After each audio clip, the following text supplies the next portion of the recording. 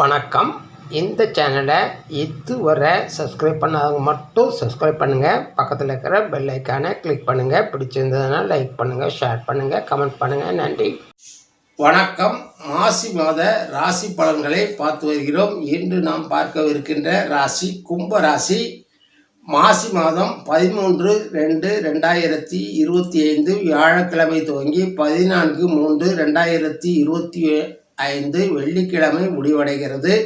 இந்த ஒரு மாதத்திற்கான கும்பராசி பலன்களை பார்க்கலாம். உங்கள் ராசிநாதன் சனி உங்கள் ராசியிலேயே புதன் மற்றும் சூரியனும் சேர்ந்து அமர்ந்திருக்கிறார். 2ஆம் இடமான குடும்ப வாக்குஸ்தானத்தில் ராகுவும் சுக்கிரனும் அமர்ந்திருக்கிறார்கள். தாய் சுகஸ்தானத்தில் குருவும் பூர்வ புண்ணிய ஸ்தானத்தில் செவ்வாய் வக்ரகதியிலும் அமர்ந்திருக்கிறார். 8ஆம் இடமான ஆயுள் ஸ்தானத்தில் கேதுவும் அமர்ந்திருக்கிறார்கள். இந்த கிரக அமர்வுகளால் உங்கள் ராசிக்கு என்ன நற்பலன்கள் என்பதை இப்பொழுது பார்க்கலாம். முதலில் பொதுவான பலன்களை பார்க்கலாம். உங்கள் 11ஆம் வீடான லாபஸ்தானத்தின் அதிபதி குரு உங்கள் ராசிக்கு 4ஆம் இடத்தில் அமர்ந்திருக்கிறார். பலவித முன்னேற்ற வாய்ப்புகள் உண்டாகும். உங்கள் நிதிநிலை சீரானதாக இருக்கும். வேலை, தொழில், வியாபாரம் போன்றவை இயல்பாக நல்ல நிலையில் அமையும். வெளிநாடு வேலை, தொழில் செய்ய நினைப்பவர்களின் முயற்சி பலன் தரும். இந்த மாதம் மகிழ்ச்சியாக காணப்படுவீர்கள். செலவுகள் அதிகரிக்கும். உடல்நிலையில் முன்னேற்றம் ஏற்படும். துணையின் அந்நியோன்யம் அதிகரிக்கும். பிள்ளைகள் நற்செய்திகளை கொடுப்பார்கள். இந்த மாதம் உங்கள் வருவாய் நிதிநிலை இயல்பானதாகவே இருக்கும். பிறருக்கு அன்னதானம் செய்யும் வளமை உண்டாகும். புதியவற்றை கற்றுக்கொள்ளும் ஆர்வம் அதிகரிக்கும். தன விருத்தியும் குடும்ப சுகம் ஏற்படும். நல்ல உணவுகளை உண்டு மகிழ்வீர்கள். வீட்டுக்கு தேவையான பொருட்களை வாங்கி நிறைத்திருப்பீர்கள்.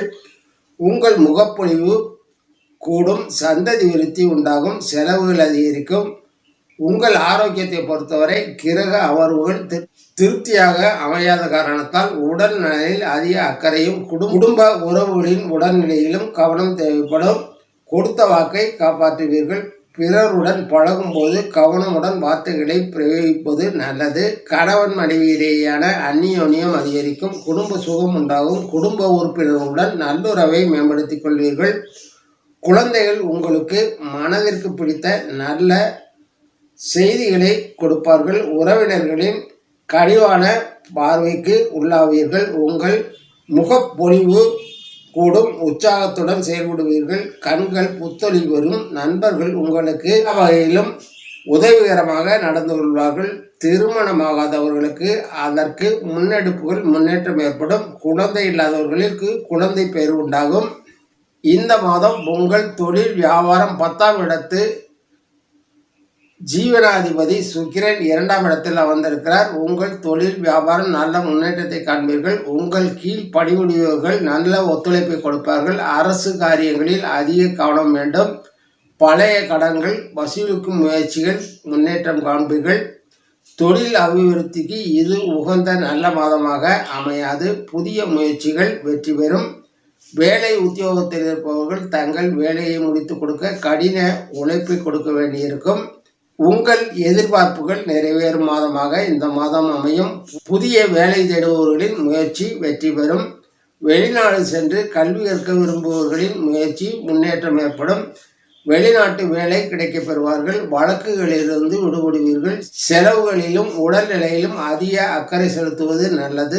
மனதில் தடுமாற்றமான நிலை ஏற்படும். சில விஷயங்களில் தன் குழந்தைகளுக்கு மனமில்லாமல் விட்டு கொடுக்க வேண்டிய நிர்பந்தம் ஏற்படும்.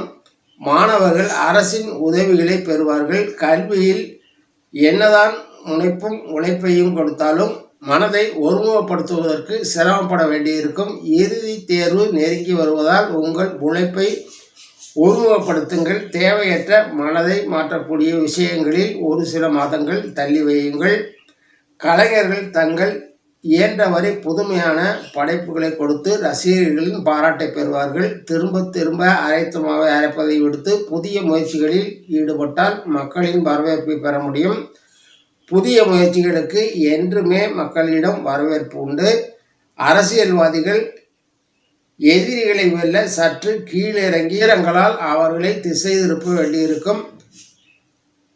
நேரடியாக மோத முடியாதவர்களிடம் மறைமுகமாக அவர்களின் பலவீனத்தை அறிந்து கொண்டு அவர்களை மறைமுகமாக அவர்களை பலவீனப்படுத்தும் முயற்சிகளில் ஊடகங்களை பயன்படுத்துவது நல்லது. இந்த மாதத்தை பொறுத்தவரை எல்லா வகையிலும் கவனமாக செயல்படுங்கள். கிரக அமர்வுகள் பெரும்பாலும் சாதகமான நிலையில் இல்லை. ஒரு சில கிரகங்களே சாதகமாக உள்ளனர். என்றுமே இறைவனுக்கு நிகரானவர்களோ உயர்ந்தவர்களோ கிடையாது. அதனால் தொடர்ந்து இறை வழிபாடு செய்யுங்கள். இறைவன் என்றும் பிரார்த்தனைக்கு மனம் இறங்குவார்.